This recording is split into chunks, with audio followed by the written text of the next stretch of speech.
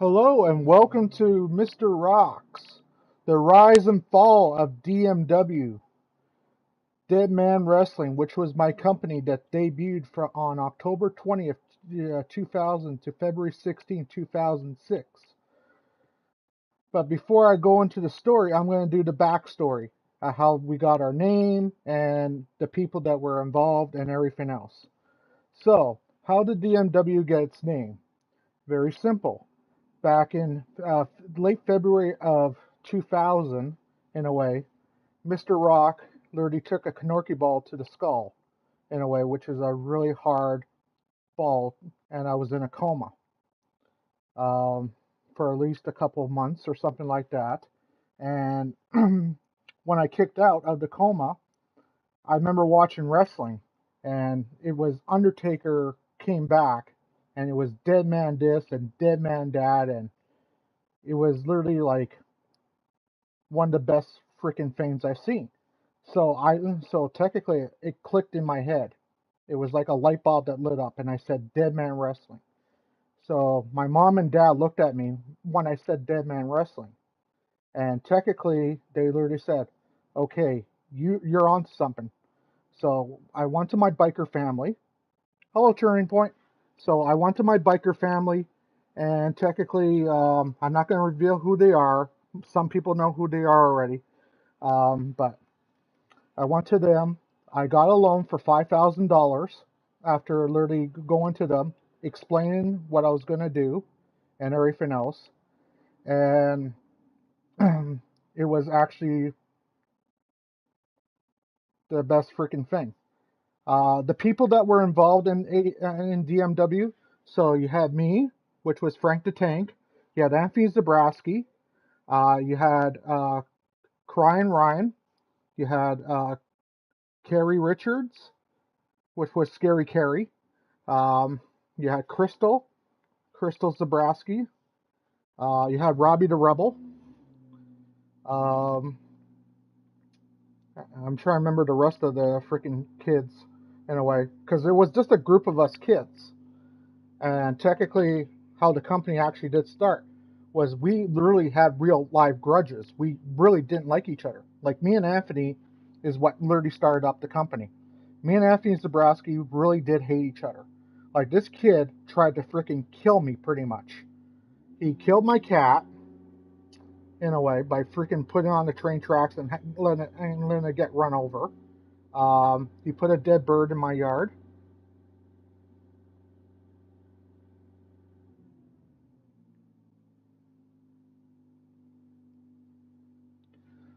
I couldn't read that actually. Turning Point. It just it cut off there. It says I'll give you something, and that was it. That's all I read. But like I said, there was real life grudges. Like me and Anthony Zabrowski hate each other. His dad tried to run me over with his freaking car and everything else. So that's kind of how it all set. So I took the 5,000 from my biker family, and technically, all because I knew that we had real life grudges in a thing. So I literally said, well, technically, how about I book a show in a way, and we can all literally settle it out. I did not know about the arena or our place yet, but I did know that we literally hated each other enough to literally want to put on a show against each other. Um, Now, about my wrestling background, I literally got wrestling training at the age of 8 from a guy named Gord Lucier. Um, Rest in peace, Gord. If you're dead. If not, I haven't heard from you in the past like 5 years, so I don't know. The guy would be close to 100 years old by now. But yeah, he was a grandmaster in mixed martial arts, so that's where I got my wrestling training from because he used to know how to wrestle and mixed martial arts. So that's how I got that.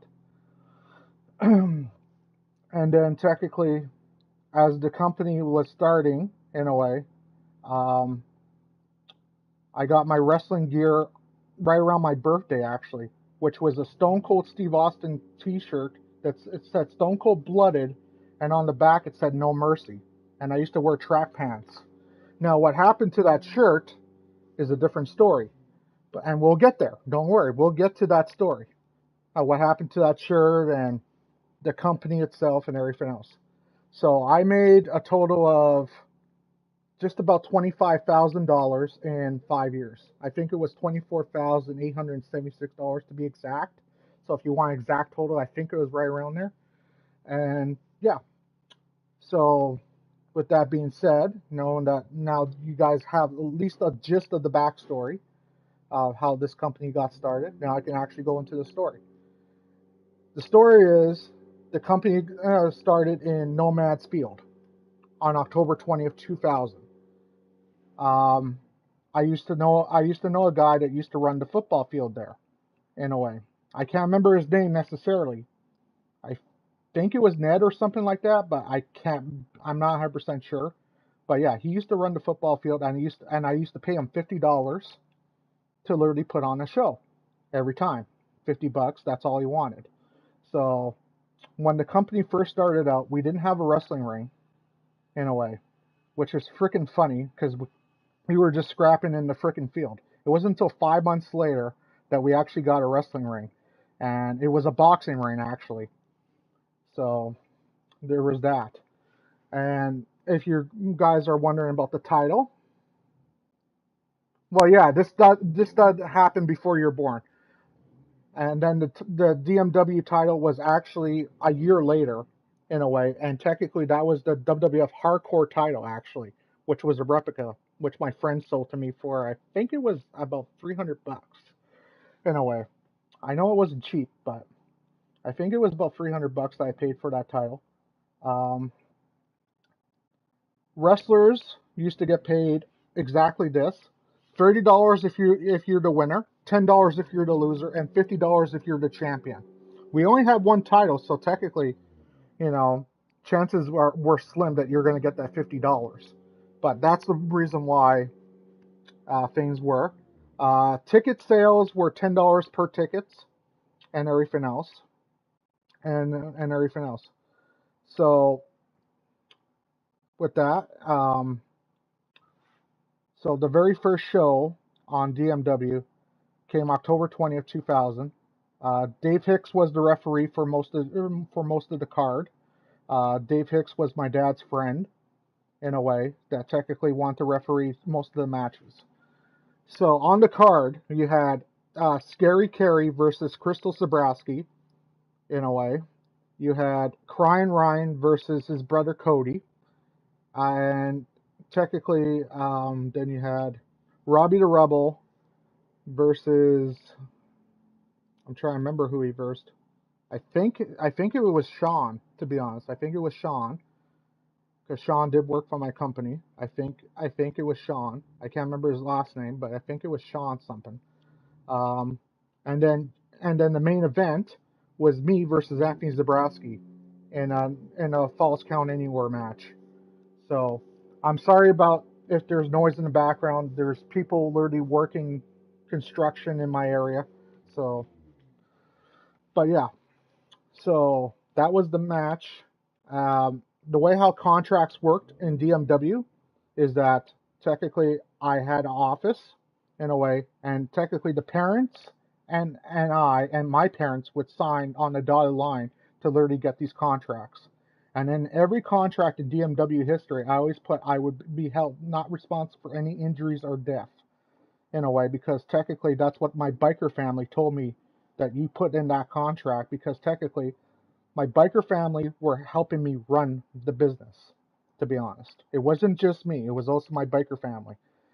Sometimes when I was on the road, my biker family would actually take control of the business. And then technically I would literally frickin' and then I'll come back and then literally take control of it from there. Even though I was 100% owner, I would literally frickin' and people would literally say, well, how long did it take you to pay off the loan? It took me about a year to pay off that $5,000 loan that I took from the biker family. So, and then technically from there. So yeah, so you had the four matches on the card. We scrapped in the football field and everything else. Um, the first show we had about maybe 100 people come out, which was fantastic. I didn't expect the company to literally even do even 5 to even 10 people. But we had about 100 people come out to that show. And it was fantastic. It was whatever. So the very first match was Crystal Richards versus no, Carrie Richards. I meant to say Scary Carrie versus Crystal Zabrowski, and those two tore it up. They scrapped each other. They were freaking just beating the crap out of each other. And technically, the one thing I used to say in this company is I didn't care what the hell you guys really did. I just want to look real, to be honest. You know, so we put on a show. We made them literally look like they were really scrapping it out. Meanwhile, technically, yeah, they didn't like each other. Don't get me wrong, but we all knew how to work, and that's the thing that I was teaching these people beforehand. Like before the show started, I would literally do wrestling training with some of these with my friends, and I technically show them how to actually work it, because that's why I was getting taught by Gord Lucier how to work a match. So technically, I learned from him, and then I literally showed these kids how to do it.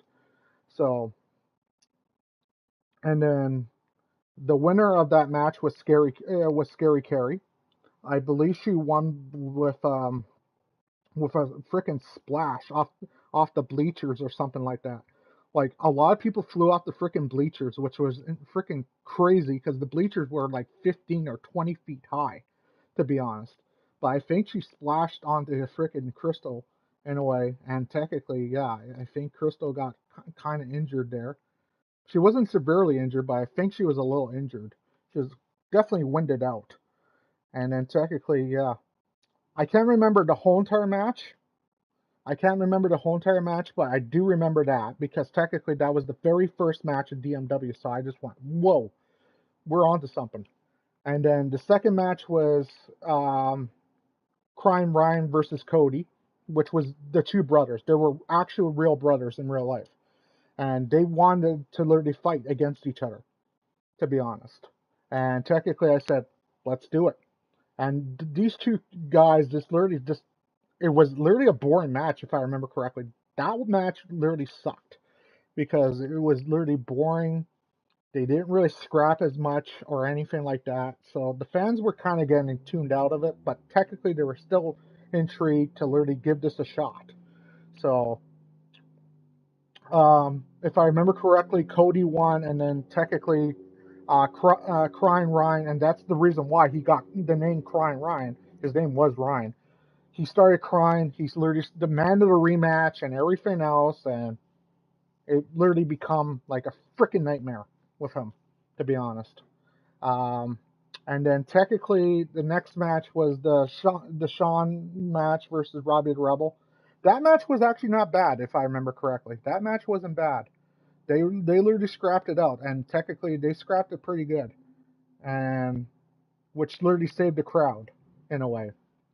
I do remember Robbie Rebel actually winning that match in a way, but technically he kind of cheated in a way because the ref Dave Hicks was literally had his back turned, and Robbie Rebel literally hit him in the head with a foreign object, in a way, which I believe was a baseball bat, if I remember correctly. I think he hit him in the head with a baseball bat and knocked him out, and then technically he got the win. So there was that. Um, and you're gonna say, well, technically it's a football field. Couldn't the ref see the baseball bat? Yeah, he probably could have, but at the end of the day, Dave Hicks, the referee, was sort of drunk on that night. To be honest, he was actually drinking, and then he literally said, "Well, I want to referee your freaking matches for absolutely free." And I said, "Well, that's great. Hello, Rufus, my Fox Kids brother, hail Gorganis." But yeah, so at the end of the day, like I said, with that match, um, the baseball bat literally got whacked, and everything else. And then my match, in a way, the main event, Anthony Zabrowski versus Frank the Tank Hurlson. That was my name.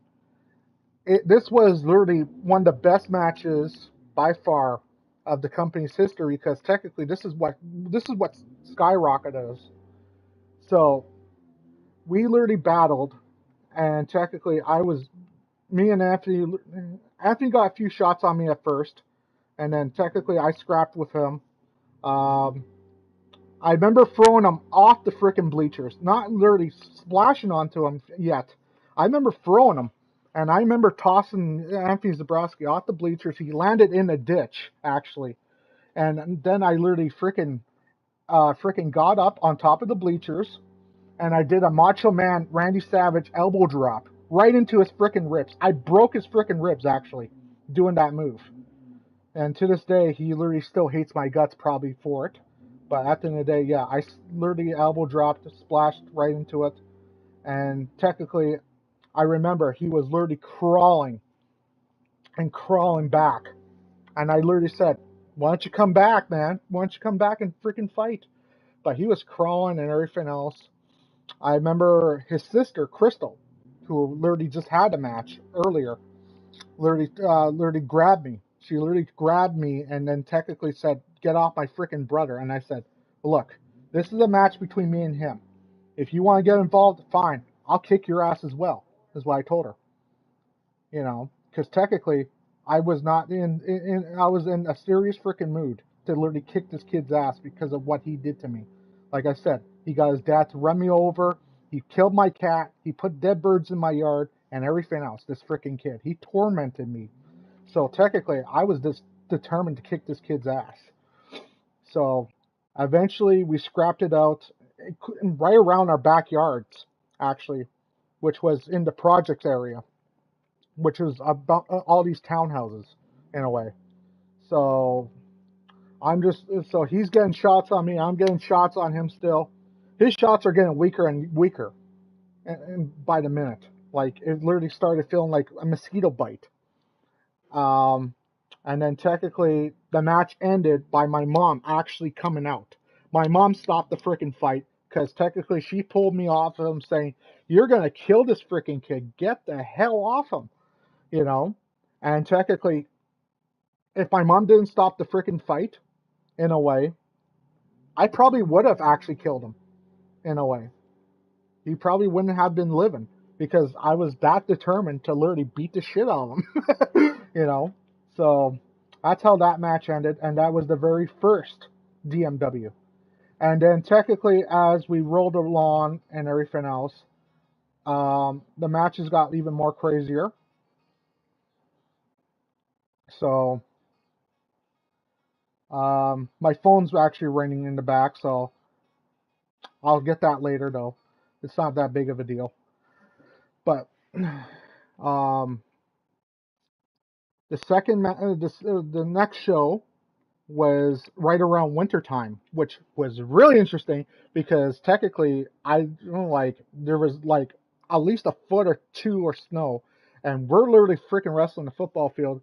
This time I was fighting Crying Ryan in a way because technically he wanted a rematch. I said no.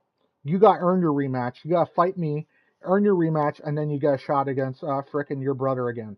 So it was me and him, and technically that match. Oh my goodness, I was fucking stupid because technically that match itself was the most craziest freaking thing I've ever done. We did a rooftop match in a way. I don't remember all the matches, but I do remember some of the matches that I was in. But we did a rooftop match in a way, and Crying Ryan decides to frickin' rock bottom me. And I'm not joking, he rock bottomed me through a frickin' roof. This roof collapsed. And I'm not joking. And technically my head bounced on the freaking concrete, and I was out like a freaking light. But so was Ryan, because when his head hit, his head literally hit the top. I hit the back. So technically, we were both knocked out in that match. But yeah, I do remember that. And like I said, I barely remember a lot of that match, but I do remember the rock bottom for the roof. Um, and yeah, that was not a freaking fun sight. I remember going to the hospital and everything else for that. And the doctors even said, "You got concussion, man. You got major concussion. I'm shocked you didn't split your frickin' skull wide open, but I did have a concussion. I had a major concussion, so that was that on that match. On the second show, um, the first show I was out, so I didn't get to run that show. That's when I went on tour with my dad. So I had my biker family literally run the show, and technically they were literally freaking scheduling matches and everything else. I didn't come back until probably right around January, February 2001. And then I came back, and then technically I started doing more.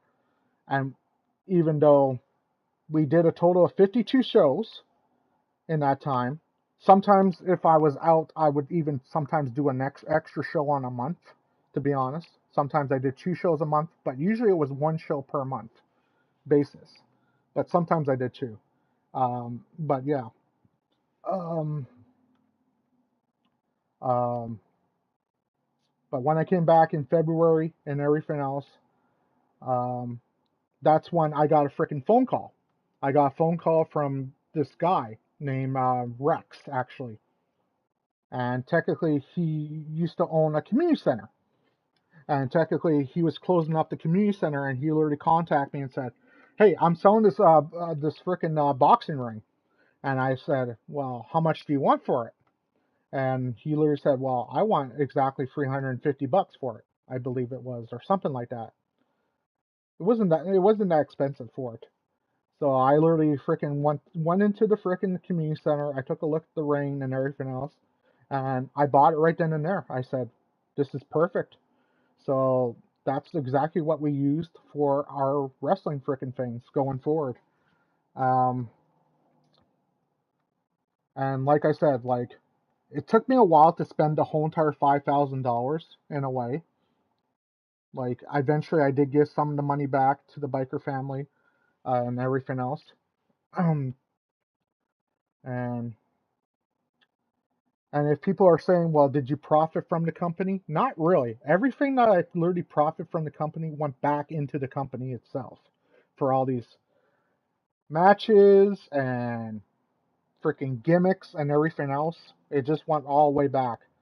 Uh, and like I said, I bought the boxing ring. We set it up for the show. And for the next show, which was, I believe, in February, March of that freaking after I bought the boxing ring. We set it up. It was the first show that we literally ever set up with a freaking wrestling ring. So I literally said, um, you know, as a special attraction, we're going to actually have a wrestling ring. People came, and I'm not joking. That was literally like 200 people that came to that freaking thing to see the boxing ring, see it all set up because people were kind of getting tired of literally the football field. You know, how many times can you literally see kids scrap in the football field before you get tired of it? You know, so there was that. So we did that. I believe I was fighting Robbie the Rebel at the time when we set up the boxing ring. And me and Robbie the Rebel actually had a couple fights, and I'm going to get interested and get into those stories. So it was me and Robbie the Rebel, and technically, that's when technically Robbie Rebel was actually like a heel in the company. Like he was a complete freaking heel, complete badass. Like he bit me in the match. I remember getting bite marks all over my body and everything else. But I did win the match against Robbie the Rebel, and I remember literally winning by freaking a clothesline. To be honest, I remember clotheslining him, and I knocked the wind right out of him. To be honest, and technically he was out, and then technically I just pinned him right then and there. 1, 2, 3. Match was pretty much done. Um, I can't remember every freaking match. I'm not gonna lie. I can't remember the whole entire matches. I can remember some matches, and that's what I'm gonna get into. So there was that match. So And the only reason why I remember that match necessarily because that was the first match that we had with a freaking ring, you know. So, um, and then about 3 or 4 months later, I got a phone call from my other buddy, who was actually Carlos in a way.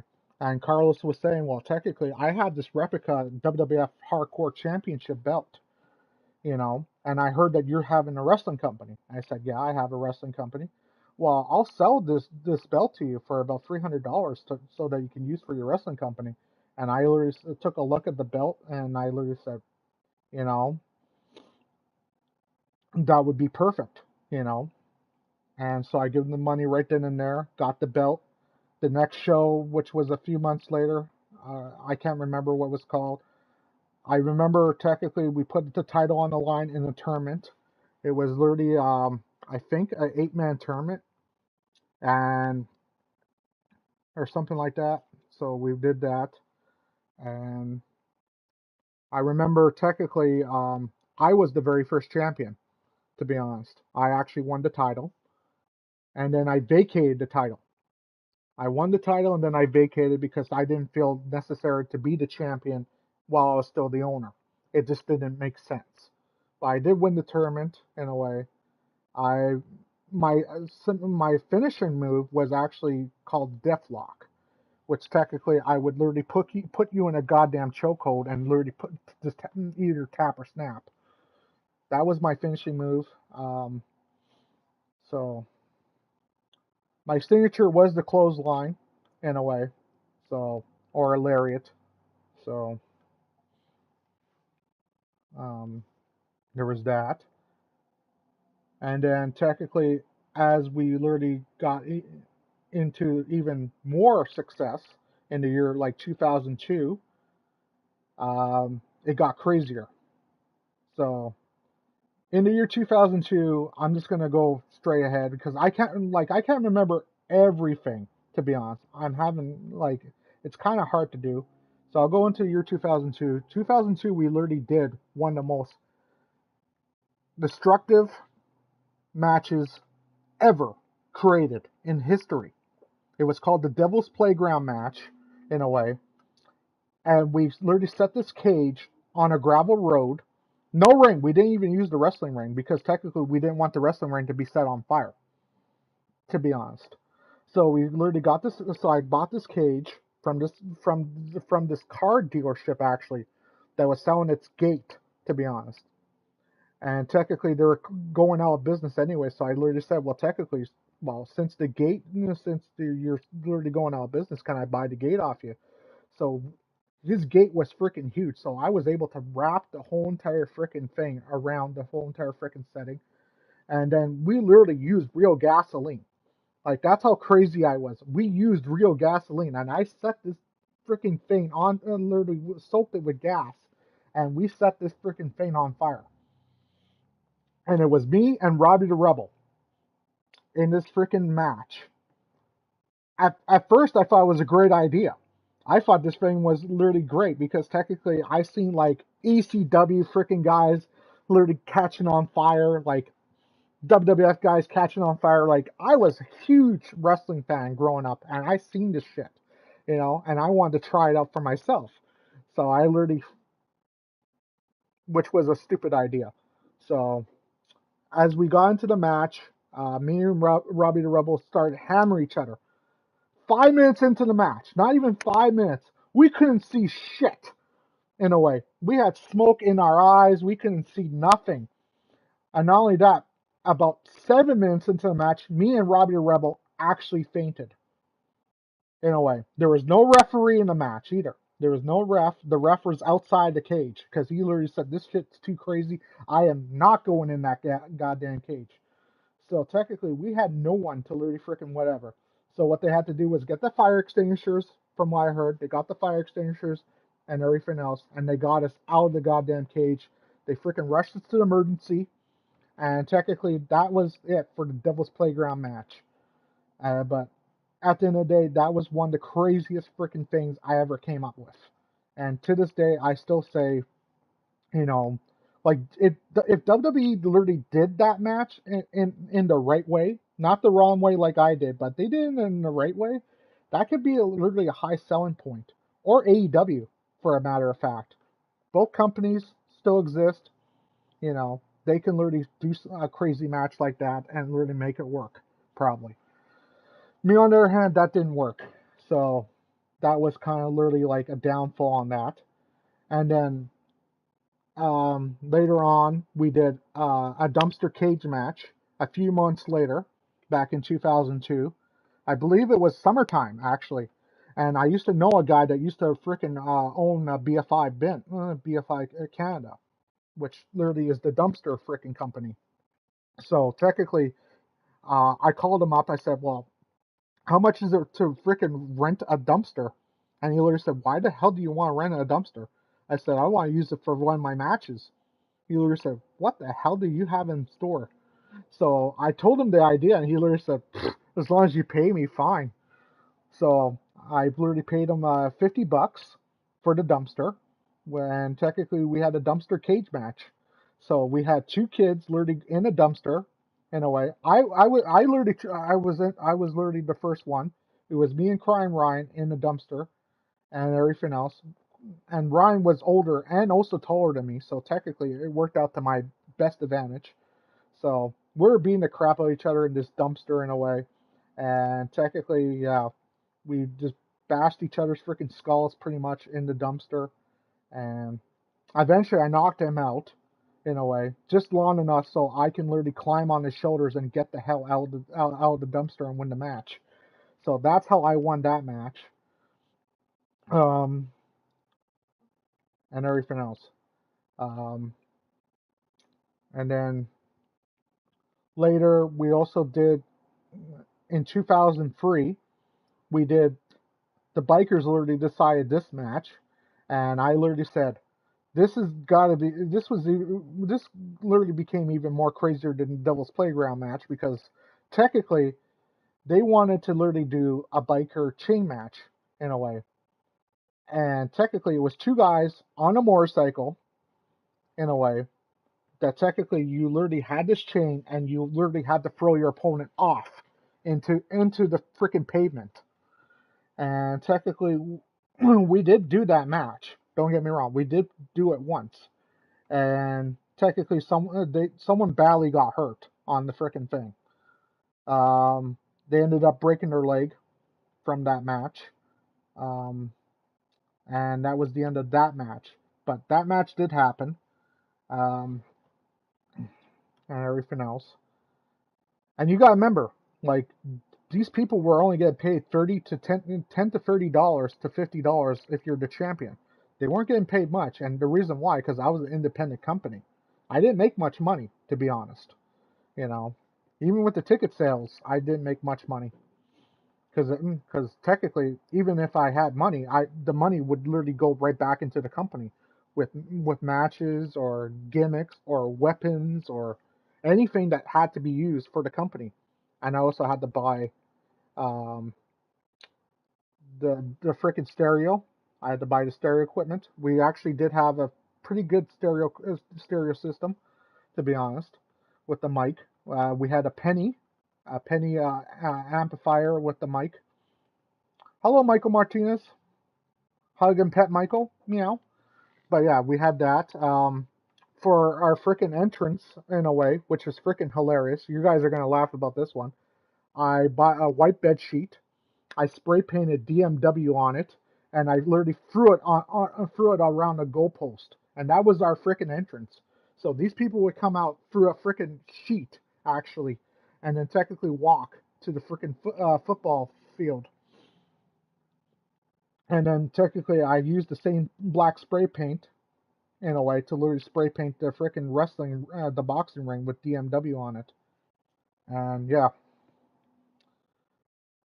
um, as 2003 rolled on, our company started growing and growing, but we also got competition because that was right around the same time that River City Wrestling came involved with me.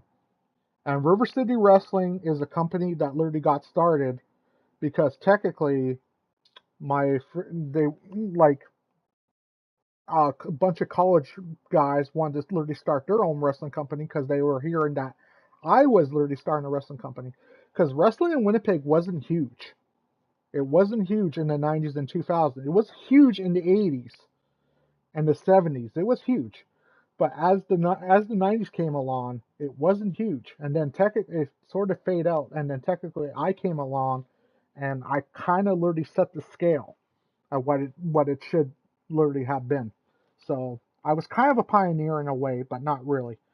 But yeah, in 2003, River City Wrestling came along. They took some of my wrestlers away, which technically that's where I had to be creative. Now this is where technically we hear the false side of the story, because as I started growing, um, I started literally getting in contact with some wrestlers actually. Um, that technically they were at Comic Con conventions and everything. So I had Rhino, I had Raven, and I had Just Incredible, all ECW guys, pretty much. They were at a convention, and I literally went up to them. I said, "Well, how much would you want?" You know, like Rhino wanted, I believe it was 200 or $250. Raven wanted about 300, and then technically Just Incredible was willing to do it for 150. So I had all three of these guys. I literally did pay them to literally do the shows, and that's how 2003 kind of went to 2004. You know, because technically I would book one of them for per show. So technically, I actually got to face Raven in a way. Me and Raven did fight, and technically that was a good match. That was a good match. Even after the match, Raven hugged me. I lost the match against Raven. Raven did hit me with an even flow DDT onto a steel chair, and technically, and that's how he won the match. Um, but technically, he like we were battling out so much that technically, like it it blows my mind, you know, that I actually had a wrestling match against Raven. But Raven wasn't in his prime at that time either. Like he wasn't the same Raven that you guys knew in ECW. He was literally like kind of close to retiring. But at least he got to work in my show. Um, but yeah, I do remember the ending of the match. I do remember technically throwing each other into cars, to be honest, which was kind of funny because technically we did that.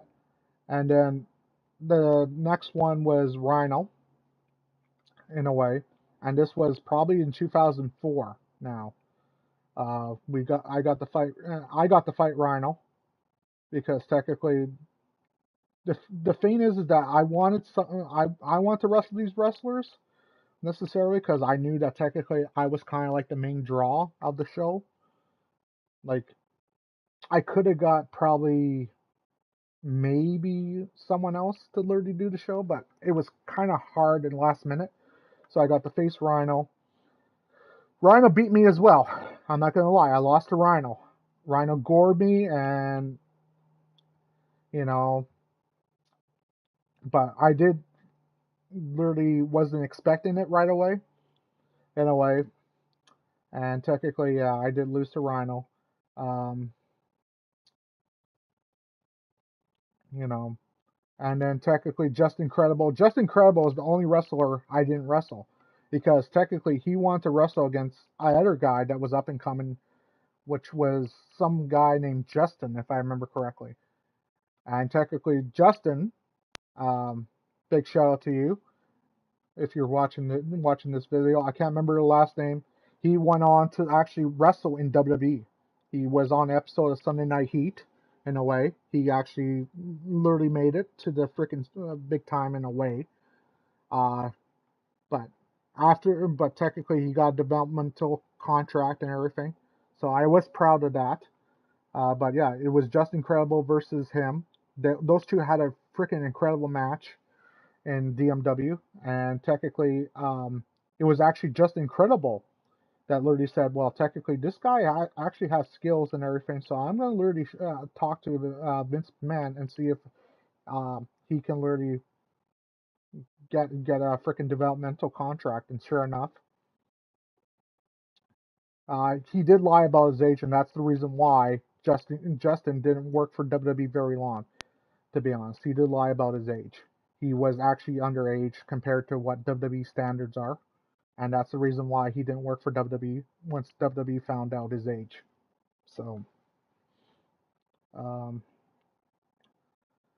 and then as that happened, in 2004, I also moved. I moved away from from the townhouses in that area, and that's the reason why I started up the company in that area, just to give you guys a heads up, because I lived in that area. So it's just really convenient for me to literally just put on matches. So in 2004, in the summer of 2004, I moved away. So technically, we did do a couple last show. We did do one show in there, but then I started literally thinking about other locations. So that's when I literally was in Isaac Newton school. I was literally finishing up my final year at Isaac Newton, and I went up to the principal in a way, and I said, "Well, you like wrestling, right?" And he literally said, "Yeah. How about I put my show DMW in the school?" And that's where I fucked up, 100%. And I'm not joking. That's where I fucked up. Because the second I literally put it in the goddamn school, it was nothing more than a bunch of freaking headaches and nothing more than a bunch of freaking controversy and everything else. Um, so so technically in the school, my gym teacher wanted to wrestle me because he literally said, "Well, you're a wrestler. I'm literally doing wrestling. I want a match against you." So it was me versus David Bridle. And yes, that is his name, David Bridle, to give you a heads up. And I used to make jokes about him, David's Bridle, from the commercials. And technically, and everything else. And he used to get pissed off about it. So we did do a couple shows in the school. And because I moved from the townhouses. And like I said, there was a match between me and David's Bridle, and technically in the match I broke his freaking arm because I had him in the arm bar. I told him, buddy, just freaking tap, just tap. If you don't tap, I'm gonna make it snap. Is what I told him. Just tap, and he went and freaking tapped. This guy was so determined on kicking my ass and beating me that technically he wouldn't freaking tap. And this is why it was headaches. Because eventually I did break his arm. I had the principal, I had the school board, and everyone else coming after me. And at that time, they literally said, "Look, you can't be breaking your gym teacher's freaking arm and everything else." And I said, "Okay, I understand." So I stopped wrestling. To be honest, I stopped wrestling right around that time as well for a couple months. In a way, I didn't wrestle in the school. Period. I would still put on the shows, but I did not wrestle. Instead, I had kids from the school that wanted to become wrestlers. We would put on a show and everything else.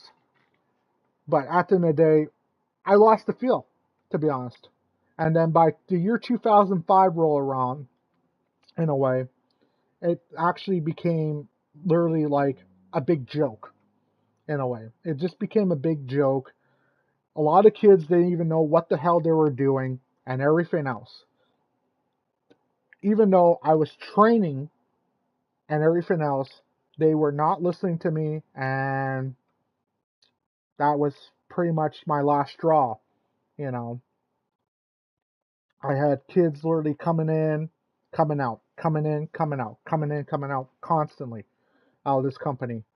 And by February 16, 2006, we went back to the football field in a way, and we literally brought the kids in and everything else, and we even had some of the original freaking people in the freaking matches, but no one knew on February 16, 2006, I was going to call it. It was a normal freaking day, but I knew deep down inside I was going to call, literally shut down the company, you know.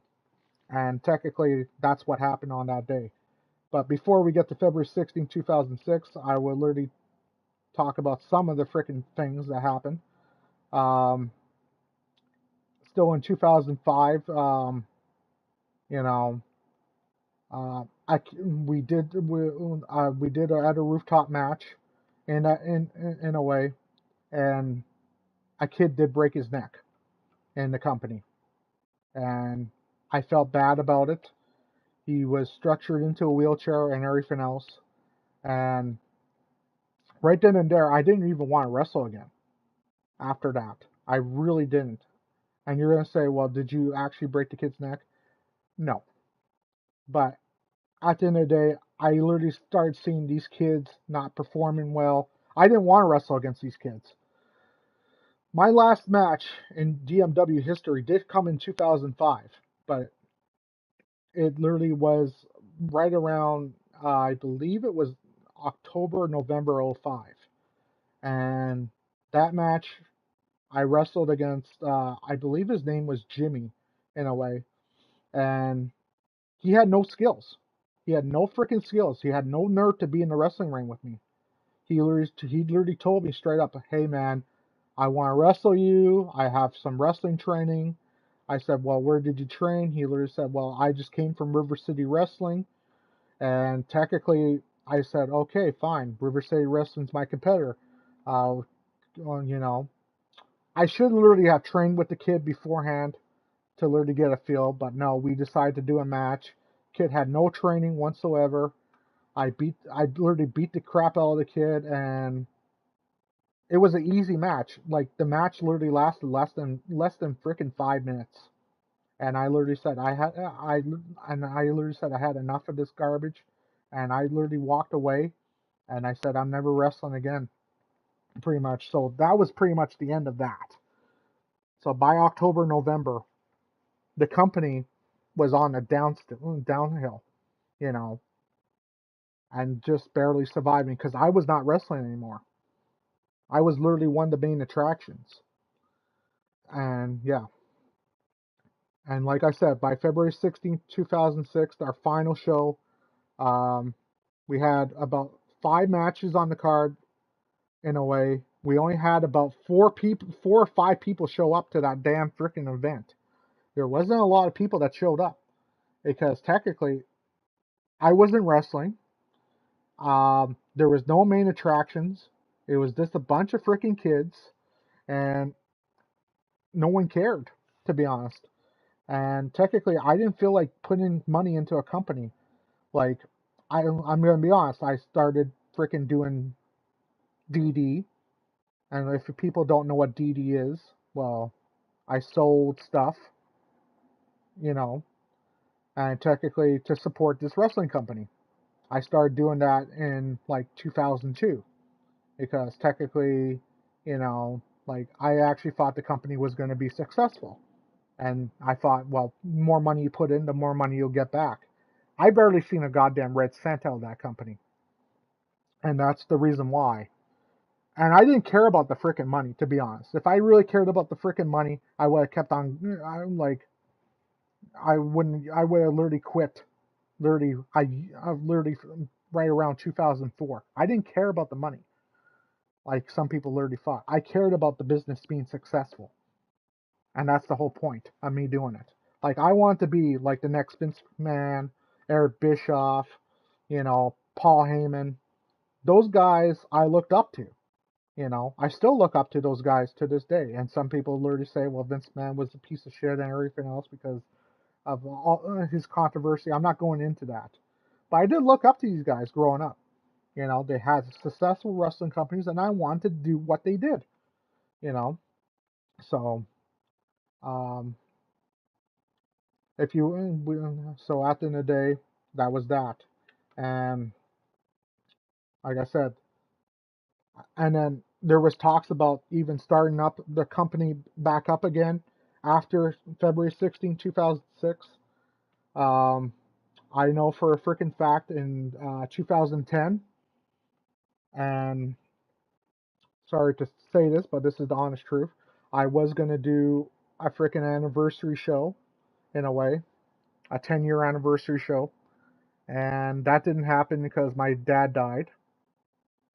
Rest in peace, you freaking asshole. And yeah, I will say that because technically it'll be 12 years uh, in 2 days. So so there's that. Um, and then yeah, like my dad died, and that was it.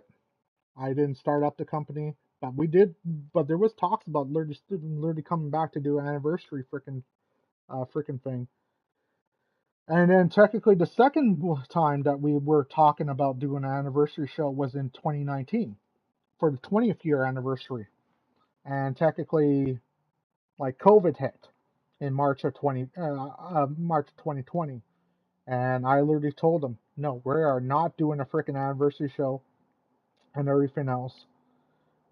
And uh, and if you want to know who I was talking to, was my biker family in a way about this. So I would literally go up to them and say, well, the 10th year's coming. You want to do an anniversary show? It could be like big numbers, and it just never happened. And that's the reason why I'm doing the story of DMW today, in a way, because technically I feel that technically it's been long enough and everything else. Um, but yeah, I will be taking any questions you guys have. So I'll give you guys literally like 5-10 minutes to literally give me any questions, and then I'll probably call it from there. But that is kind of the story of DMW, the rise and fall. Um, like I said, I'm not like I couldn't remember every freaking detail of the company, to be honest. Like at the end of the day, you have to realize this is literally going back 22 years, 16 years for some people, from when it closed up, but 22 years from when it started, you know. But at the end of the day, um, yeah. Ugh. And would I ever start it back up again and do one last final show? That was the original plan, but at the end of the day, as going forward, it's probably too little too late, in my opinion. You know, like if I was to literally do an anniversary show, I would literally try to get literally like the people that were there that started the show for me. Like I wouldn't mind trying to find Anthony Zabrowski, Scary Carrie, or Carrie Richards, Crystal Zabrowski, you know, um, whose wrestling name I just remembered was Crystal Diamonds. That's what's her wrestling name. I just remembered it now. Robbie the Rebel, Crying Ryan, Cody, and the rest of them. You know, like if I could find like the original freaking alumni, and then technically do an anniversary show, but not me wrestling, but just me literally being involved with the company, I think that would be like a good farewell freaking thing to the company. Because, like I said, February 16, 2006, the reason why I'm not really talking about it is because it ended on a bad note. Like, on the day of February 16, 2006, I got on the mic and I literally said, fuck you, fuck you, fuck you, fuck you to every single one of those wrestlers. And I said, you killed my company. And I walked away. I walked away and they didn't understand what the hell that meant. I said, I'm done. I'm done with DMW. Because technically, I didn't want to literally freaking literally do a show for people that had no idea what the hell was going on. And these kids literally did not know how to wrestle. I had no idea who the hell they were, to be honest. You know, they said, well, we came from River City Wrestling. And technically, I literally said, well, technically fine. If you came from River City Wrestling, I'll hire you. And yeah. And a lot of them, I don't remember their names because technically, like I said, a lot of them came in and out of the company. I do remember the originals. I do remember the wrestlers, some of the wrestlers I hired, but like I said, right around 2005, 2006, I can barely remember half the people because people kept on going in and out of the company. people didn't stay for more than one show, to be honest. And it was just a freaking nightmare.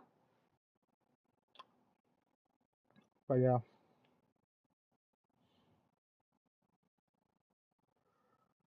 Uh,